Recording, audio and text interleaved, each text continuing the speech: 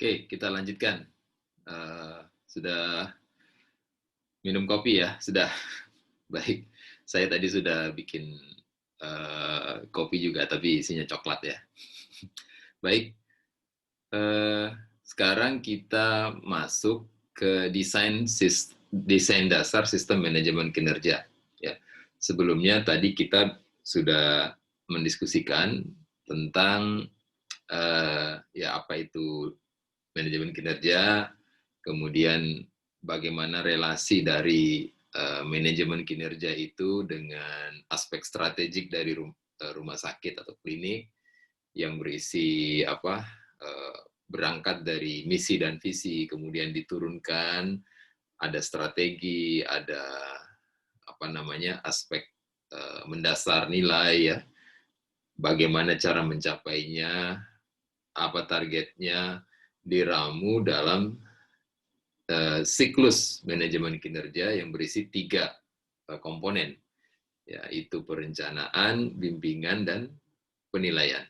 Oke, sekarang kita ke desain dasarnya bagaimana ya sebenarnya. Baik, kita mulai dari sebelah sini. Ya, dari penetapan job grade dan remunerasi. Remunerasinya nanti ya, nyusul. Akan kembali lagi ke sini. Kita mulai dari penetapan job grade. Apa itu job grade? Nanti kemudian menyusul remunerasi. Ya, yang kita tuju di sini adalah ini pemahaman dari semua individu yang ada di rumah sakit dan klinik kita tentang tentang job desk-nya yang bersangkutan, tentang uraian tugasnya, tentang tupoksinya, di semua job position yang ada. Ya. Memahami lingkup pekerjaan dan tanggung jawab, ya intinya begitu. Ya. Kita berangkat dari sini. Ya, ini yang tahap awal. Nah, kemudian setelah itu, setelah uraian ini sudah dirumuskan begitu ya, dan kemudian bisa difahami, lalu kemudian kita masuk ke tahap berikutnya. Ini tahap proses pengelolaan kinerja. Yang komponennya 3 yang tadi disampaikan di depan. Perencanaan, bimbingan, dan penilaian kinerja. Nah, dalam tahap perencanaan kinerja ini, ya, yang kita tuju adalah ini. Ya, rumah sakit kita, klinik kita, punya sasaran kinerja individu. Ya. Nah, kenapa di sini apa yang di apa namanya yang di state itu adalah individu ya. Karena individu ini adalah unit terkecil ya dari sebuah organisasi. Ya, unit terkecil dari klinik rumah sakit. Ya, terlebih lagi kalau kita di pelayanan kesehatan, maka produk ya, produknya kita itu adanya di orang, di individunya. Ya. Meskipun tidak harus ketika kita menerapkan sistem manajemen kinerja ini harus langsung sampai ke individu. Saat itu juga, ya, tidak harus begitu juga. Bahkan disarankan kita bertahap, gitu ya. Mungkin dari atas dulu, dari rumah sakit dulu, dari klinik paling atas dulu, lalu kemudian turun ke manajer-manajer, ya, ke unit misalnya ya, ke unit kerja, lalu kemudian ke individu, ya, bertahap. Nah, tapi kalau kita bicara di sini, desain dasarnya itu adalah individunya. Ya, oke. Ketika kita bicara perencanaan kinerja dan bicara sasaran kinerja, maka implementasinya nanti ya kita bicara bagaimana kita punya KPI, kita punya IKI, IKU, ya mungkin sudah sering dengar kalau itu ya. indikator kinerja individu, indikator kinerja unit, indikator kinerja utama, ya, gitu. Nah, kemudian berikutnya setelah perencanaan, bimbingan. Bimbingan kinerja ini ada yang kita tuju itu adalah ini, ada kondisi di mana terbangun sebuah proses untuk pengarahan, ya, memberikan arah, senantiasa memastikan arahnya benar, gitu ya, secara berkala. Ya. Secara berkala itu tergantung kebijakan kita dan tergantung juga dengan kemampuan kita, begitu. Ya, bisa sebulan sekali, bisa sepekan sekali, ya, setiap hari, begitu ya kira-kira. Nah, tapi intinya ada bimbingan dan pengarahan secara berkala. Ya. Apa saja bentuk dari bimbingan dan pengarahan itu? Bermacam-macam, teman-teman. Ya.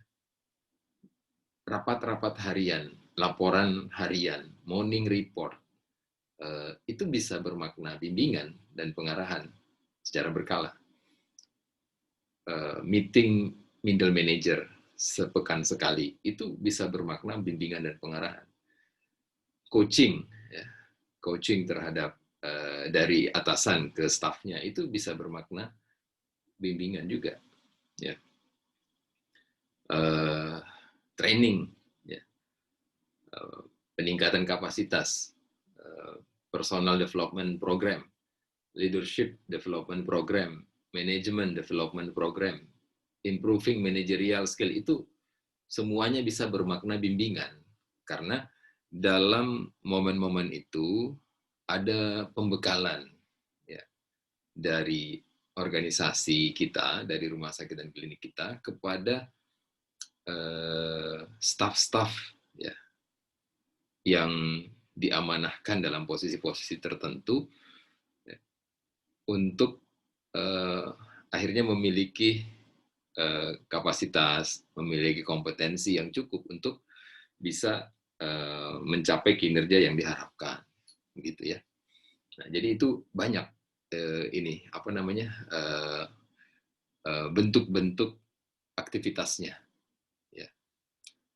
Kemudian setelah itu kita ke penilaian kinerja. Penilaian kinerja atau kita sering juga menyebutnya performance appraisal. Ya. Ini tentunya juga secara berkala. Ya. Secara berkalanya berapa? Ya, bisa setahun sekali ada yang melakukan begitu, annual. Ada yang 6 bulan sekali, ada yang 3 bulan sekali, bahkan ada yang sebulan sekali. Ya, saya pernah menerapkan sebulan sekali, ya, karena saat itu tim kami beranggapan performance appraisal ini kan digunakan untuk penggajian, begitu ya. Nah, kalau digunakan untuk penggajian, gajiannya kan sebulan sekali. Nah, berarti logikanya sebulan sekali juga dinilai, gitu. Ya, ya bisa begitu ya. Ya silahkan, ini sesuai dengan kebijakan dan kemampuan organisasi kita. Ya, jadi ada penilaian kinerja. Nah, ini fokusnya atau yang dituju adalah ada kegiatan penilaian kinerja yang tentunya kita perlu membangun supporting sistemnya. Yang pertama, tadi waktu bagaimana, ya, tadi sudah diatur waktu. Kemudian yang kedua, skemanya seperti apa? 90 derajat, ya, 180 derajat, atau 360. Ya, kalau 90 itu seseorang, orangnya itu hanya dinilai oleh atasannya saja. Kalau 180, seseorang ini, staff ini dinilai oleh atasannya dan rekan satu levelnya. Kalau 360, maka staff ini dinilai oleh atasan oleh rekan satu level, dan oleh staffnya dia, kalau dia ada staff. Kita mau pilih yang mana. Nah, itu tentu saja tergantung dengan kemampuan kita. Ya, kalau ada dukungan teknologi akan jauh lebih baik, ya, jauh lebih efektif dan efisien. Ya, oke. Nah, ini ada proses penyelarasan dan penilaian. Jadi, semua proses-proses ini tadi, di atas ini ya, 1-3 ini, itu akan senantiasa ada proses penyelarasan dan penilaiannya, disesuaikan dengan kondisi yang terjadi. Contohnya, sekarang ini kan misalnya sedang pandemi ya. Nah, misalnya pandemi ini kemudian membuat kita berpikir ulang tentang, misalnya ya, target kinerja. Kita berpikir ulang tentang target kinerja. Ya, dalam banyak kajian, ya teman-teman di asosiasi rumah sakit, gitu ya, asosiasi pelayanan kesehatan, berkesimpulan bahwa target kita untuk saat ini ya bukan profit, gitu ya, kira-kira begitu ya, bukan peningkatan profit, gitu, tapi paling tidak bertahan hidup, bertahan hidup ya, bertahan hidup. Nah, jadi kita mendefinisikan bertahan hidup itu ya kira-kira kalau pengeluaran sama dengan pemasukan, pengeluaran sama dengan pemasukan, begitu kira-kira ya. Atau kalau mau lebih dinaikin lagi, kira-kira begitu, kita bisa sama dengan tahun lalu aja udah bagus. Gitu. Nah, itu kita berpikir ulang tentang target. Lalu kemudian kita berpikir ulang tentang bagaimana melakukan aktivitas bimbingan kinerja. Bagaimana kita melakukan bimbingan kinerja ini di tengah pembatasan-pembatasan, nggak boleh ketemu terlalu sering, nggak boleh ngumpul-ngumpul gitu ya, harus pakai masker gitu ya. Bagaimana kita melakukan ini? Ya kelihatannya kita memang harus pivot ke digital ya. Ya itu kita harus cari caranya. Gitu. Penilaiannya gimana? Penilaian kinerjanya sama juga ya.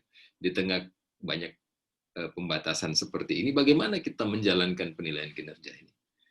Ya, kita sesuaikan, kita selaraskan dengan kondisi yang terjadi.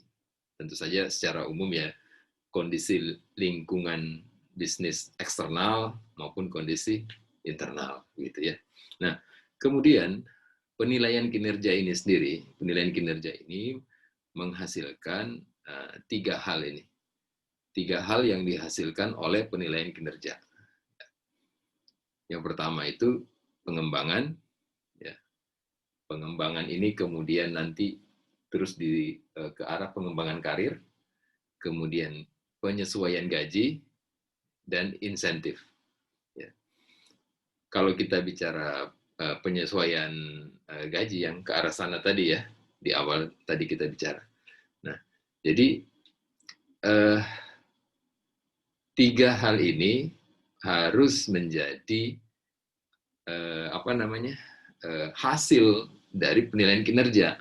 Ada dampaknya penilaian kinerja itu pada pengembangan karir. Ada dampaknya penilaian kinerja itu pada penyesuaian gaji. Kalau bicara gaji ya, di sini kami lebih kepada yang fix ya. Kalau bicara gaji gitu, gaji pokok lah katakan, gaji pokok dan tunjangan tetap. Ada dampaknya penilaian kinerja itu pada insentif yang diterima. Jadi ada kaitannya antara penilaian kinerja dengan reward. Ya. Ini penting kita perhatikan. Ya. Kalau 3 hal ini tidak kita kaitkan dengan penilaian kinerja, maka staf kita itu akan jadi ilfil, ya, ilfil dengan penilaian kinerja ini. Mereka akan berpikir ya, kita di sini dinilai-nilai ya, diberi target begitu kan ya. Terus tapi nggak ada kaitannya, nggak ada efeknya pada pengembangan kita, pengembangan karir kita nggak ada efeknya, pengembangan kemampuan kita juga nggak ada efeknya. Ya. Terus gaji kita juga nggak berefek tuh, ya. Kalau hasil PA kita bagus juga gaji kita gitu-gitu aja gitu. Terus tidak ada kaitannya juga dengan bonus yang kita terima ya. Yang apa namanya? Yang insentif kita juga nggak ada kaitannya. Saya kalau PA-nya bagus dengan teman saya yang PA-nya jelek sama aja dapatnya. Nah, ilfil. Dan itu menjadi kontraproduktif. Nah, jadi yang dihasilkan di sini ya dua hal ini kemudian ke depan di sini remunerasi ya. Nah, jadi teman-teman semua, inilah desain dasar dari sistem manajemen kinerja itu. Ini harus kita bangun. Inilah desain yang kita bangun dalam sistem manajemen kinerja kita di rumah sakit dan klinik. Nah, pertanyaan berikutnya, bagaimana schedule-nya? Bagaimana agenda dari manajemen kinerja itu? Ya. Nah, kita akan ikuti setelah kita break dulu ya. Ini sudah 15 menit, ya kita break dulu. Mungkin tadi masih ada sisa minumannya, boleh dihabiskan. Ya. Kita taat pada protokol kesehatan ya. Ini salah satu protokol kesehatan ini, WHO. Setiap maksimal 20 menit perlu istirahat untuk online seperti ini. Oke, kita break dulu ya. Silakan.